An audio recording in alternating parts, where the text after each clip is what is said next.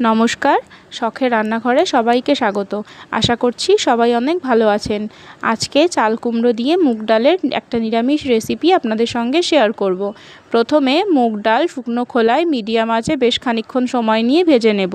ভাজা হয়ে গেলে ডাল নামিয়ে বেশ কয়েকবার ঠান্ডা জল দিয়ে ভালোভাবে ধুয়ে নেব। এরপর কড়াইতে দেব সর্ষের তেল, ফোড়ন দেব তেজপাতা, গোটা জিরে আর শুকনো লঙ্কা। কুচানো চাল কুমড়ো দিয়ে দেব, স্বাদ মতো লবণ হলুদ দিয়ে ভালোভাবে ভেজে নেব। এরপর চেরা কাঁচা লঙ্কা আর মুগ ডাল দিয়ে পরিমাণ মতো জল দিয়ে দেব। ঢাকনা দিয়ে ডালটা সেদ্ধ হওয়া পর্যন্ত রান্না করে নেব। ডাল সেদ্ধ হয়ে গেলে নামানোর আগে গরম মশলার গুঁড়ো আর স্বাদ মতো চিনি দিয়ে নামিয়ে নিলেই তৈরি হয়ে গেল চাল কুমড়ো দিয়ে মুগ ডাল।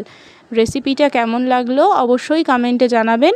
ভালো লাগলে একটা লাইক করবেন, আর ফুল ভিডিও দেখতে চাইলে আমার চ্যানেলে গিয়ে দেখে আসতে পারেন। আর এই রকম রেসিপি দেখতে চ্যানেলটা সাবস্ক্রাইব করবেন।